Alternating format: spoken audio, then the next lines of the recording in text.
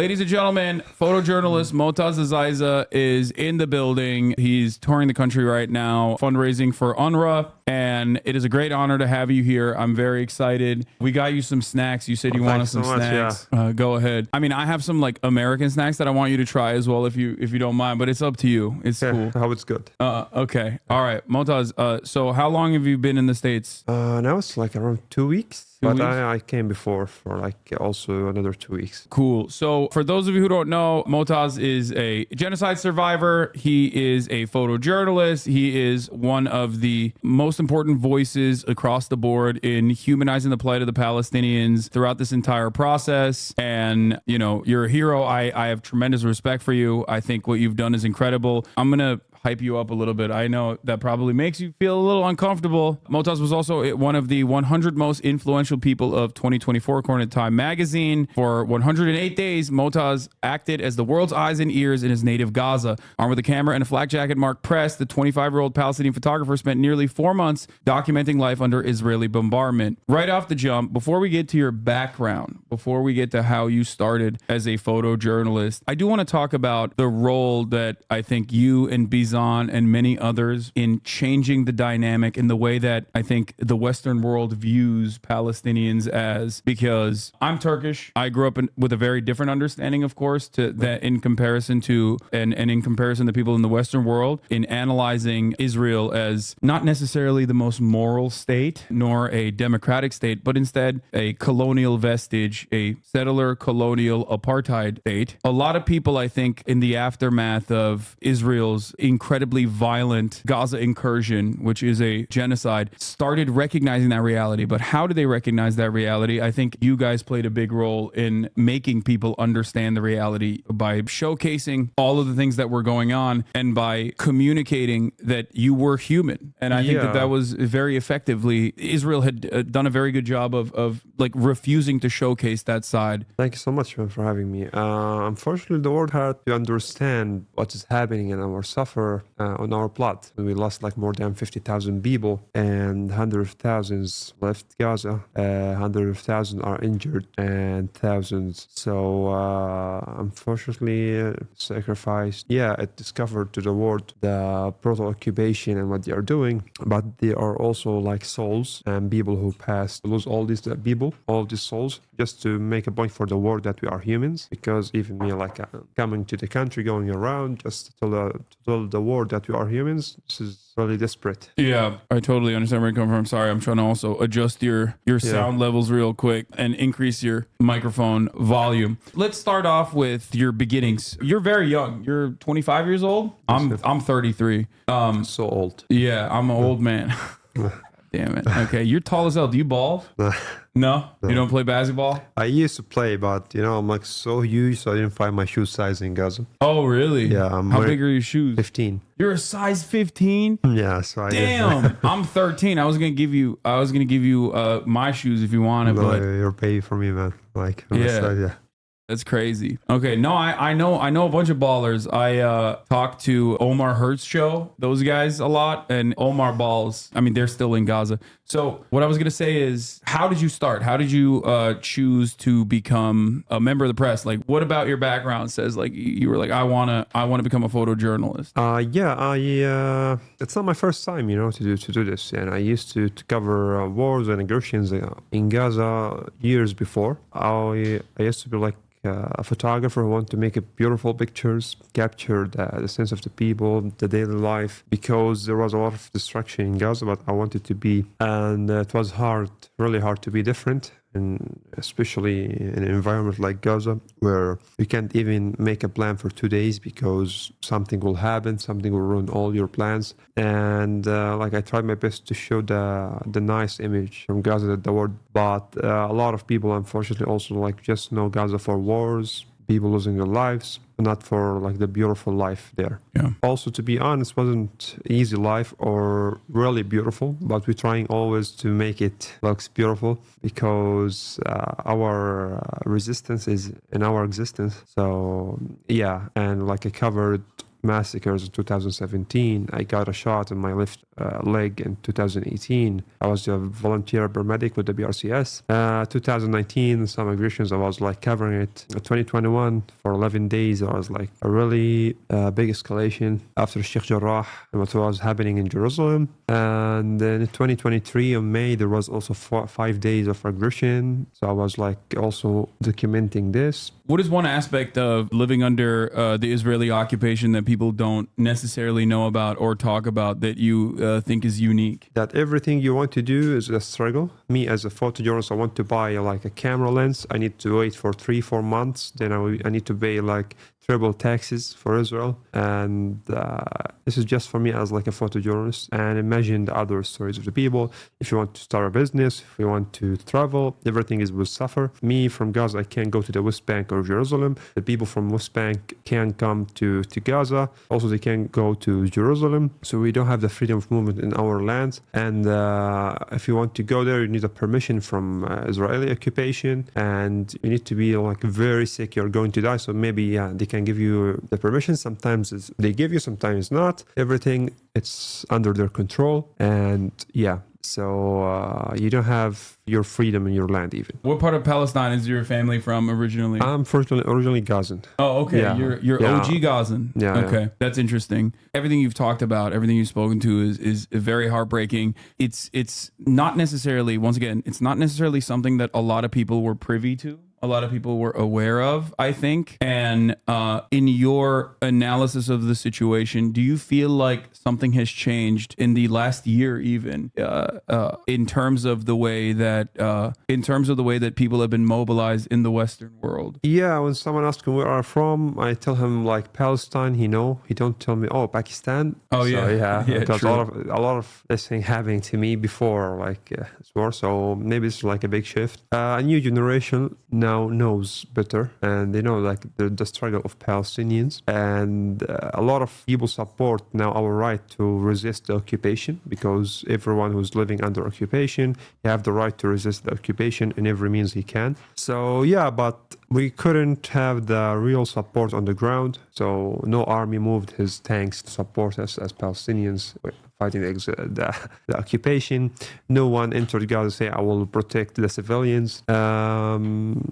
So in a way you feel that no one sees you as a human from outside. You deserve to protect you. And we've been asking for international protection from the Israeli occupation for long years, but nobody. So okay, we're doing our best just to maybe to survive, to prove to the world that we need your support to resist this occupation and to have our rights in our land. How do you foresee this going? Do you feel like something has changed in terms of the way that people view Israel now, in, dare I say, even contentious terms? I believe that the actions that Israel has taken post October 7 has genuinely dramatically altered, I think, the continuation of the apartheid in the way that it does. Do you have some semblance of hope in all of this darkness about potentially a trajectory change for Israel? Yeah, maybe a lot of countries recognize Palestine as a country now. There was a lot of countries didn't recognize Palestine as a state, and a lot of countries going to recognize Palestine as a state. A lot of people now know the truth. Israel as occupation, and a lot of people now understand that our war, our fight is not with Jewish people, it's with Zionism, because there's a lot, thousands of Jewish people, maybe hundreds of thousands of Jewish people supporting us, because there's also a Palestinian Jewish people. So because there was a really big misunderstand before this, because they're using the words like anti-Semitism to block you from doing what you're doing in your country. So we're raising awareness. I hope maybe there's a weak hope, because it's been almost a year now and nobody did anything. Watching people being massacred and by live shows, 4K footage, and in every minute you see people being killed, and people, let's shout free Palestine. Thank you so much. We appreciate this, but we need actions. We don't need words. Because Israel doesn't get words. Israel get actions. They get funded by billions of dollars from the US, from the West, from weapons factory in the UK and everywhere, in Italy. So they get action. This is why they are winning. This is why they are killing people, and nobody. We need more actions. We don't want words. We don't want comments. We don't want likes. We don't want share. We need actions in the streets and everywhere you could. What can people do to support Palestine right now in America, in the Western world in general? The reason why I specifically talk about that, for those of you in the chat that don't understand, is because if you are not inside of the heart of empire, if you are not an American citizen, if you're not like a Western European, your assessment of the situation has always been, especially if you're Muslim, especially if you're from, you know, the global South, your assessment of the situation is that, oh, this is just more settler colonialism in the exact same ways you might have even experienced. Obviously, the Western Hemisphere, specifically Western Europe and America, hold most of the cards in this equation and have been able to keep a lot of people oblivious to the reality of Israel and what Israel's actions are. This is why I specifically talk about that aspect of the equation. So what can people do to support Palestine more effectively? Everyone could do a thing from his place. I'm not here asking people to sacrifice their lives, but people in Gaza losing their lives for their home. I saw before maybe 6-7 months, there was an American soldier who burned himself. Aaron Bushnell. Yeah, because what's happening. I'm not here asking people to for us. No, we want you alive to support us. You were a really human. He couldn't see what is happening and just and I'm sorry for him for what happened to him. We respect him. We love him. I hope his soul may rest in peace. But there was also like a Canadian who traveled all the way to occupied lands, and he just shouted in front of Israeli soldiers that a free Palestine. They killed him. The War Central Kitchen who were workers who were working in Gaza, Polish, someone from the UK, Australian, yeah, so British people, yeah, they are also got strike and killed in Gaza, and they know because they control the sky. They know what they are doing when Israel killed them. So they killed them on purpose, and they even if they will kill people, the white people, even if Israel will kill the white people in Gaza, want just to support the humans of Gaza. Yeah, nothing will change because the injustice power is so evil and so big. So people should understand like controlling them around the world. Also about the boycott, it's not about like the drinks or the food. It's about the money you are like. I don't like get mad from the people who, because sometimes you don't buy something. We are not like boycotting the brand. No, but it's about the brand, how the money, where it's gonna end. So people should now understand, look, just like Google it. BDS. Yeah, just look what's happening around you. If you will not act for Palestine, just act for yourself. Know what you're doing. Know what's happening behind the scenes by your money, and how what your kids are watching, what they are knowing from the world. Okay, what's happening in Gaza now? I hear this from you. Yeah, you raised our awareness. We know we didn't know before. Even the reason that raised your awareness, just he needs you. You need your support. I'm not really sure what to advise people to do because I don't know. I've been like locked under like a heavy besiege for like 18 years in Gaza. I didn't know how the world works. I'm now like out here just trying to raise awareness and to grab all the attention of the world with us because Gaza is now alone. And now is what's happening in Lebanon. They invaded Lebanon. And Israel is continuing what they are doing. Like nobody can stop them. So yeah, we need your support in every mean you can. Is there anything you want to specifically like? Is there anything that you feel hopeful about in all of this, or does it? I mean, I know it's a hard thing to ask, especially considering. Do you still have family members in Gaza? Yeah, all my family there. Yeah. Okay. Yeah, I lost around like 26 of my family, like 18 friends, but yeah, I still have more. I hope they survive this. In all of this, I feel like Palestinians, like you said, your existence is resistance. Yeah. And Palestinian resilience has been something that is like truly eye-opening for a lot of people around the world, especially being able to exist under such brutal occupation. What are some of the aspects of this brutal occupation in terms of like something that maybe people have not considered? For example, like what was your childhood like? What kind of schools did you go to? Were you educated in an UNRWA school? No, because I'm not a refugee, so I went to the government school. But yeah, now I support UNRWA in every mean I can. Been like for a school named Rodolf Falter. He's like German.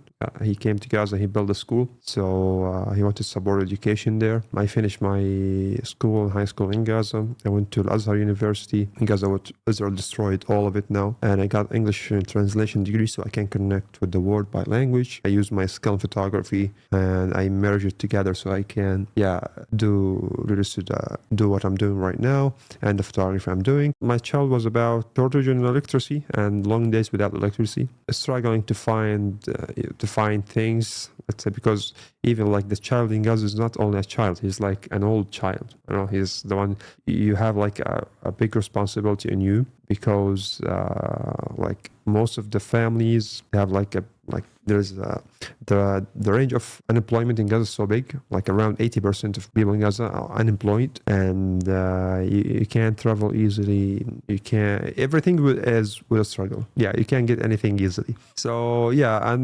2014 I lost my classmate, his name is Ala, was just playing football and artillery, and he got killed. He was just 15 years old. Yeah, he just wanted to be like a soccer player. So it's about finding space to play in.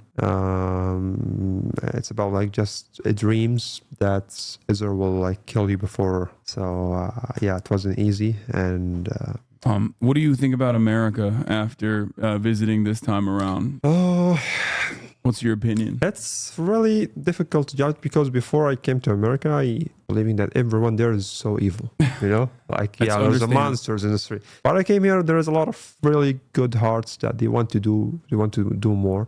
But even their like official representative doesn't hear from them, their government doesn't hear from them. So believe me, I'm not judging anyone. I have respect for the people who want to support and to do more, because I met a lot of like Jewish people here who want to support us. A lot of the white people who want to do more. You know, they want to understand. But yeah, there's a lot of evil people, but at the same time, I don't want to forget that there's a really good people who are here. And I just like a word from a Palestinian from Gaza. The image of like Americans for the world is so bad. Yeah. So please work to enhance it, to make it better, because people think that they are all evil. People think that they like to kill people, to invade other countries. So please work on this to make a good image for your country, because you can do it. Supporting occupation, you can stop paying your taxes, so you're gonna send billions of dollars to Israel to kill civilians in a tents that they don't have even the power to find a water to drink. No, I get that. I understand that completely. Have you had some American food? Man, just the burgers here.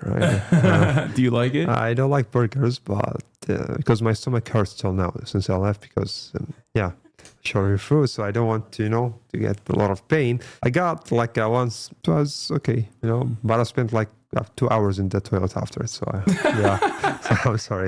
No, don't apologize. I'm not gonna lie. The kebabs here are not as good, unfortunately. Nothing like home. Yeah, But there was like Yemeni food. There's some like Palestinian bakeries here. Mm-hmm. So I'm trying, to find something to eat. Yeah. I came from Gaza. There was like no food. I came here. There's a lot of food, but you can't eat it. So it's the same way. No, that's something that I mean, I like the American food. I'm very Americanized in that regard. Even when I was growing up in Turkey, like I was a burger eater. Yeah. So I do miss Turkish food, obviously, every day, and I do eat Turkish food. I miss the Turkish sweets. I like the sweets in Turkey. Yeah. Well, there is some good baklava out here, for sure. There is like some places that I think they like ship it from Turkey. Yeah. But have you had a burrito yet? Burrito? It's like a wrap. They even do it like, I guess like carnitas is very similar to shawarma. I got some tacos. Yeah, it's like a bigger taco, and it has like rice in it. Okay, it's crazy. I'll try it. You gotta have a breakfast burrito. It's gonna blow your mind. Wait, you're Muslim, right? Yeah. Yeah. Okay, so no bacon, but no bacon. Yeah. No bacon. Everything else. Okay, you can't have the carnitas. Yeah, you gotta do al pastor, and then we're gonna have you back to do a snack tier list. What made your stomach hurt the least out of everything that you had? Like anything with oil, anything with like meat. Either sometimes the water here makes my my al pastor is pork. Sorry. So, okay. No al pastor either. Yeah.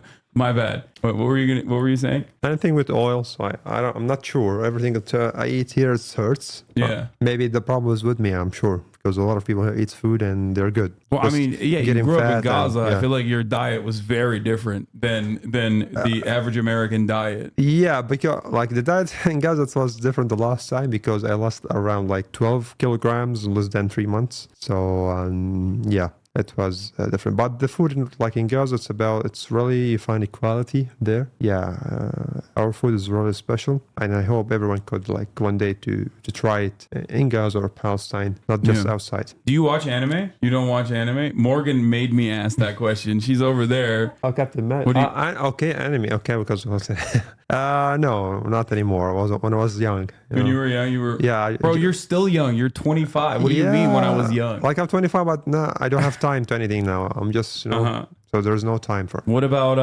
American movies and stuff? Like you like I used to, right? I learned a lot of English through the movies, especially Me like too. The American movies. So yeah, like I'm now trying to watch Prison Break. I know it's so old. But, Prison Break. Yeah, I'm trying to watch it. Yeah. You got to get up to date, man. You gotta watch like Breaking Bad or something. I should, but it's like so too long, you know. Oh yeah, it is. Yeah, too it's long. a lot of stories and Sopranos. I need time.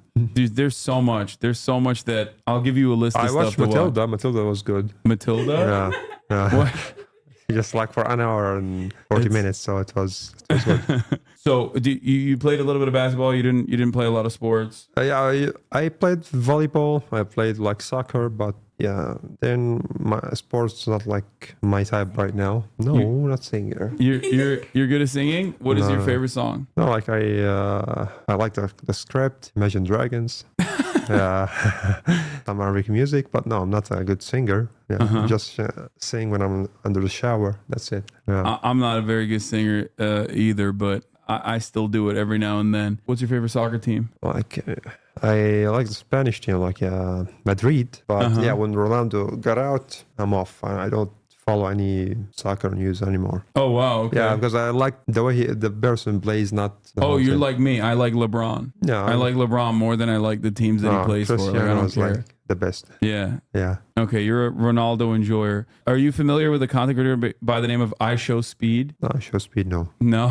Okay. He's a big Ronaldo fan. Oh. And he's also a big fan of Palestine as well. Yeah, I know him. Yeah. Oh, so you have seen him? Yeah, he's always screaming, you know? Yeah, he's always screaming. He's always going, Free Palestine! Yeah, I saw that, yeah. That's cool. It's cool that you know Speed. That's crazy. Yeah, I know. He's also a streamer like myself, but I mean, he's a little bit crazier than me. He's a lot younger, so that's cool that you know that. Also, by the way, chat, if you want to donate to UNRWA, there's a link that you can donate to as well. Let's talk about UNRWA for a second, because a lot of people don't know. Like, a lot of people are just fed whatever the media is telling them. Yeah. Oh no, my groomer just brought my dog in right at this very moment. Morgan, you want to take over here for a second? While I come in. the problem is, Yeah, you can sit in this chair. All right, I'm taking What's up, Layla? Hey everyone, you hear me? All right, cool. Well, I'm Layla. I work with UNRWA. I'm going to be a sub in care of his dog. So I want to tell you about our work. Good. Oh, you can't hear me? We're here in California. Can you hear me better now? Yeah, go ahead. All right, sit close to the mic. I'm not used to this, y'all. We are here in California on a tour. It's called Gaza Through My Lens, where we're taking Motaz around to different cities in the U.S. We started in Houston. Before that, we did our major Gaza 5K. It's a walk run for mental health in Dallas. We raised $500,000 for mental health. And then we moved on to Houston to do 2 speaking events there. We did one in Anaheim yesterday. 2,000 of you showed up, so thank you. We have another event tonight. Then we're headed to New York City for a couple events, and we'll close out in D.C., where Motaz has the opportunity to really share his story in Gaza through his lens and help people understand what it's like through the lens of one person, although he represents millions. So Motaz, how has the tour been for you so far? And you want to say anything about our fundraising efforts? Yeah, like flying is really bad. Yeah, it was while meeting a lot of people who want to do more and support. And I'm happy that I'm raising awareness also about the role of UNRWA, because it's like a government on the ground, but not government. It's an NGO that provide people with food aid, medical support, educational support. So yeah, they are really doing a big work on the ground. Thank you so much. Yeah. So this is why I choose to continue and support them, because even me, like in December, I got some food aid from them for myself, for my family. So and Israel trying to shut it down because it's the only organization that recognizes the right of return Palestine, for Palestinians, Palestinian refugees. This is why I'm supporting them very well. Yeah. Hello. Hassan, you want to get back on it? Sure. So I was going to mention real brief that UNRWA is providing it's the backbone of humanitarian assistance in Gaza. It's providing 60% of the aid. When you're donating through this fundraiser that we got going on right now through Tiltify, you are providing that support. And the American people have really stepped up since the U.S. government defunded earlier this year. And so we've been able to give $50 million from people like all of you here on this stream and all around the world to provide for this assistance, which is saving lives in Gaza. I've had the chance to go 6 times myself. That's super rare for a Palestinian American, and we'd love to tell you more about it, but just check out our work at UNRWA USA, UNRWA USA. You'll see more from Motaz. Sorry that our events are sold out. We'll be posting clips and kind of vlog from the whole tour so you can get a sense of what we're doing, but we need you to engage with us from wherever you are in the world to make sure that we can show more Palestine refugees that Americans care. So thankful for the platform. I'm seeing like the comments, they're going nuts. These comments are crazy. How do we keep up with this? I got to pass the mic to our real host. Thank you. Shout out to Shash. Sharia, I know you're a big HasanAbi fan, so thank you for being here, y'all. I have a bunch of diet sodas and stuff if you want to try it. Yeah, but like when I'm traveling, my stomach keep hurts. So whenever, Yeah. it's real bad. I feel like this would take you out. Dr. Pepper cream soda, 0 sugar. It's like a diet. Oh, by the way, that's my dog. That's Kaya right there. Hi. She's very friendly. She's a puppy, but she's pretty big. So This if is a you're- puppy? Yeah, she's a puppy. Yeah. Like she's taller than me, man. she's a big girl. She's like 40 kilos, I think, or maybe a little bit over that. Anyway, yeah. The reason why I brought up UNRWA, aside from the fact that there are people here from UNRWA, is that it is the backbone of Palestinian society. It operates in a similar way to how World Central Kitchen operates, in the way that like when World Central Kitchen goes to different places, they will hire people. They will hire like the local population and go to local kitchens and source the food products from local kitchens. And UNRWA operates in a similar capacity and has been operating in a similar capacity for a very long time in terms of like the 13,000 people, right? I believe. Yeah, just in how many people across all fields?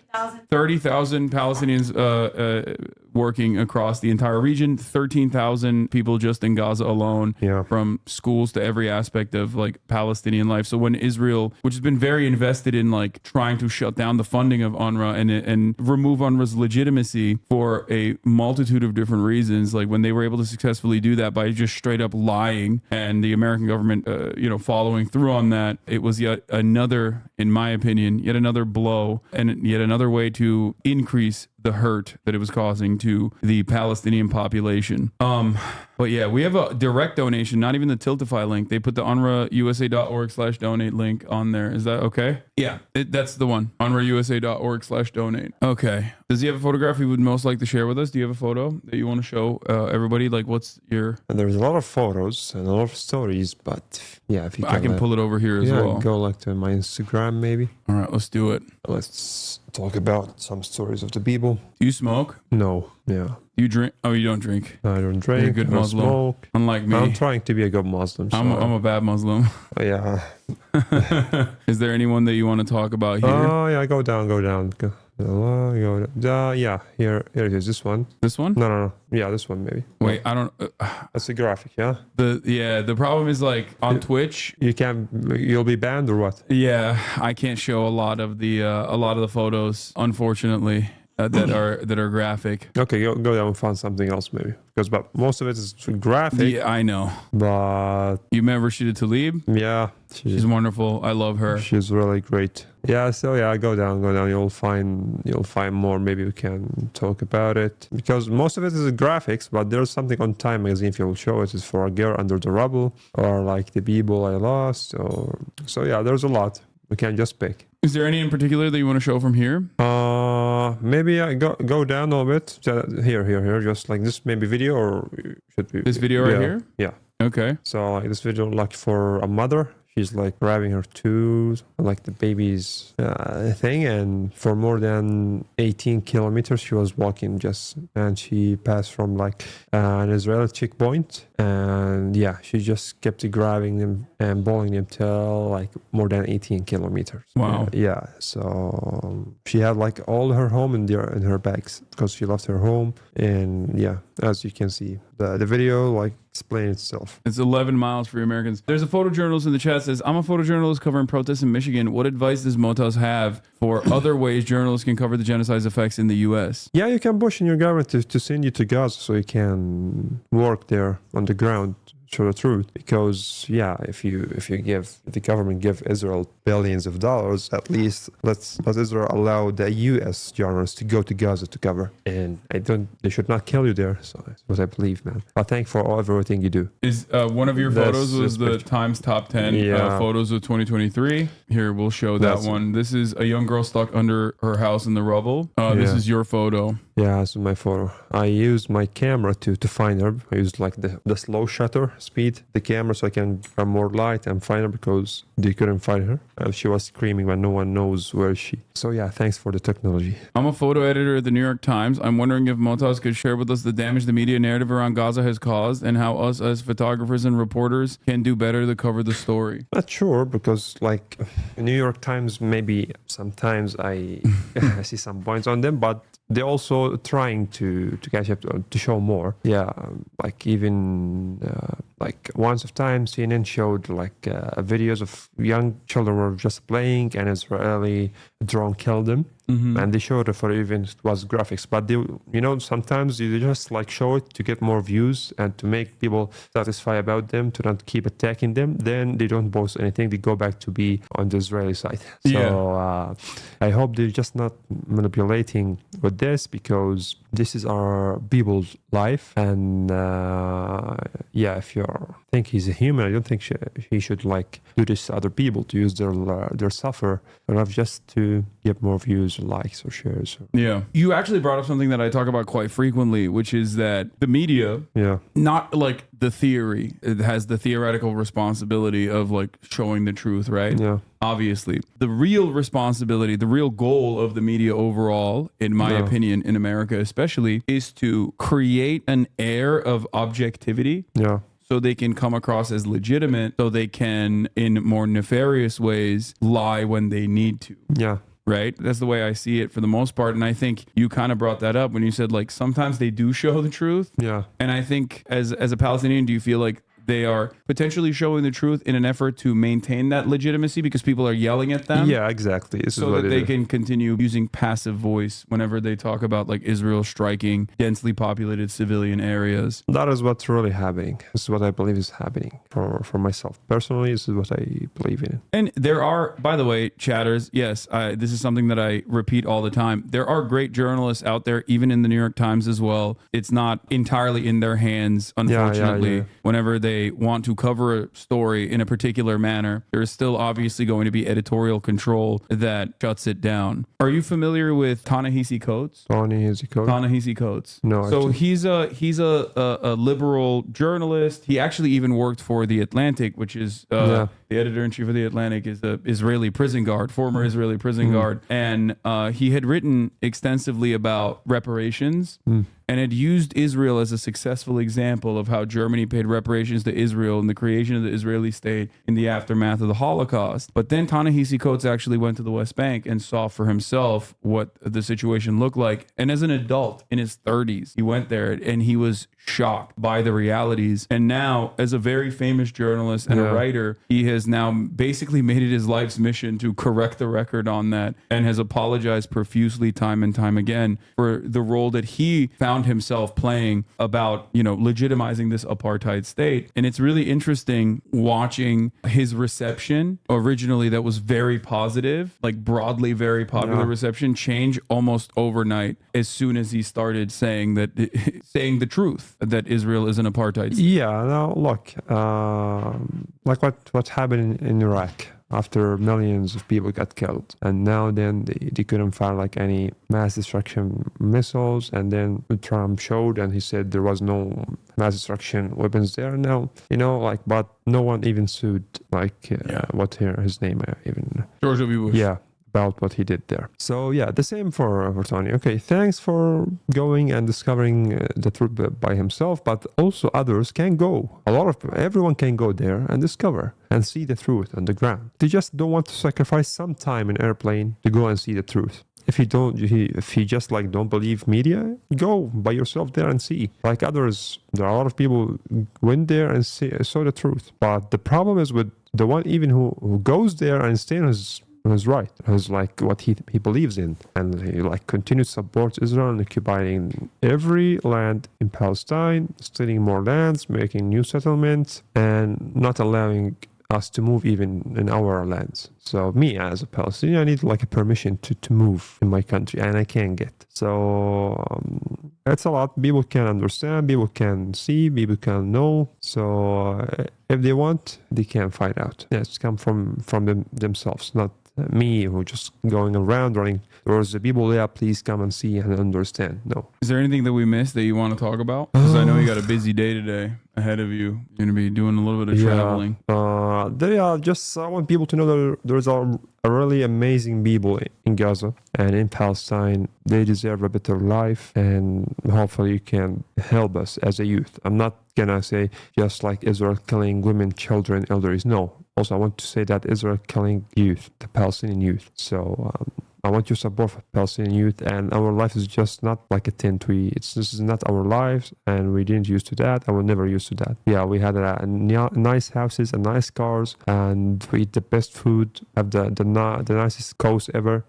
Have a nice sea, but Israel is not allowing us to find our way to live just a normal life like anyone else. And whenever we don't have peace, no one will have peace. We'll keep pissing you off till your supporters to have peace and to get our rights in our land. Yeah, that's it. We're not tourists. We just want peace, and Palestinians doesn't have peace. No one should have peace. Okay. That's it. Thank you so much, Motaz, for Thanks so much, man. coming on. Let's take a photo side by side so people can know how tall you are. Okay. It's crazy, but we'll do it over there. All right, everybody. I'll be back in 1 second. Someone said thank you, Motaz, for visiting Belfast and Derry. Oh, yeah. You went to Ireland. Yeah, they're so amazing, and you're like Ireland more than America, I suspect. Yeah, so people nice, but in these circumstances, I can't find any way that suits me. I just want to go back to Gaza. I just want to go back. All right. I'll be back in 1 second, chat. Thank you, Morgan. Do you want this, by the way? There's stuff here as well. Oh, yeah. Here. Tell Frogan as a community, we really thank her for organizing this. Yeah, I will do that. Yeah, shouts out to Frogan for linking us up. This was great. I hope you guys were able to learn something new today.